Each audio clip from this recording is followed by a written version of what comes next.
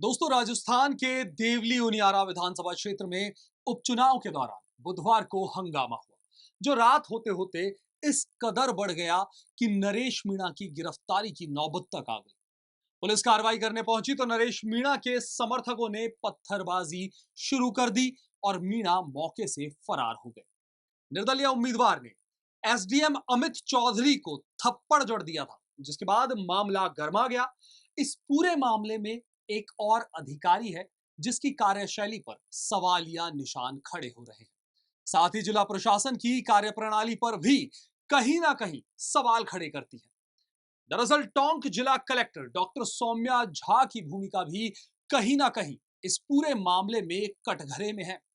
SDM थप्पड़ कांड से लेकर देर रात हुए बवाल के बीच टोंक जिला कलेक्टर सौम्या झा की कार्यप्रणाली को लेकर बड़े सवाल खड़े हुए।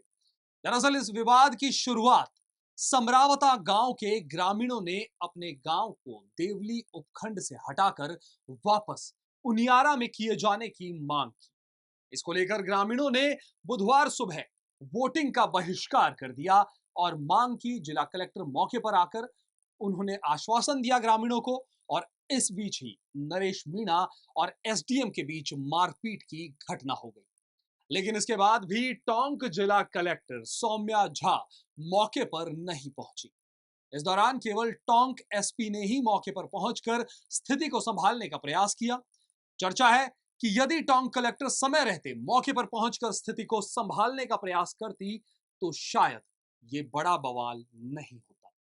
बाड़मेर के शिव विधायक रविंद्र सिंह भाटी ने भी इस पूरे मामले को लेकर अपनी प्रतिक्रिया देते हुए कहा है कि ये पूरी तरीके से सिस्टम का फेलियर है। कहीं ना कहीं सिस्टम की तरफ से ही माहौल खराब करने का काम हुआ है। अगर सही तरीके से सिस्टम इसे हैंडल करता तो इतना बड़ा घटनाक्रम जो है वो शायद नहीं होता। इससे पहले भी राजस्थान की यंग कलेक्टर के रूप में चर्चित डॉक्टर सौम्या झा चर्चाओं में रही है। सौम्या झा ने जब टोंक कलेक्टर का चार्ज लेने के साथ ही चर्चाओं में वो आ गई थी, तब कलेक्टर का चार्ज लेने के साथ ही सौम्या ने एक्शन मोड में आते हुए दिखाई दी थी वो, और अवैध बूचड़खानों को सीज उन्होंने करवा दिया था, जिसके बाद से वो काफी दिनों तक चर्चाओं में बनी रही थी। आपको बता दें कि सौम्या झा ने साल 2017 में UPSC civil services exam crack किया था। पहले ही प्रयास में उन्होंने 58वीं रैंक जो है वो हासिल कर ली थी। उनकी शुरुआती पढ़ाई बिहार में हुई, बाद में वो मध्य प्रदेश शिफ्ट हो गई। 30 वर्षीय डॉक्टर सौम्या झा ने एमबीबीएस किया था। इसके बाद उन्होंने यूपीएससी का एग्जाम दिया और पहले ही अटेम्प्ट में सफलता हासिल की। सौम्या के पिता आईपीएस अफसर हैं, उनकी मां भी डॉक्टर है। सौम्या झा को हिमाचल प्रदेश का कैडर मिला।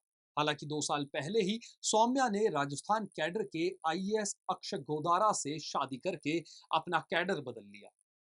कैडर चेंज होते ही वो राजस्थान आ गई थी। ये सिस्टम का फेल्योर है और कहीं ना कहीं मुझे ये लगता है कि ये सिस्टम की तरफ से ही माहौल खराब करने का एक प्रयास किया गया है। जाहिर सी बात है कि आप देख रहे होंगे कि जब ये घटना हुई उससे पहले सब शांतिपूर्ण तरीके से बैठे थे, सब खाना खा रहे थे। उस समय अचानक ही आंसू गैस के गोले दाग दिए गए।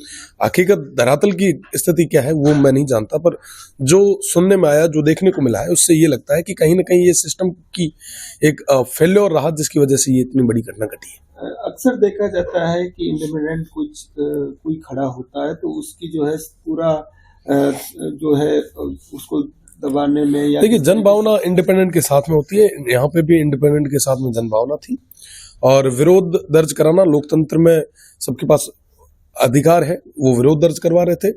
सिस्टम को पूरे तरीके से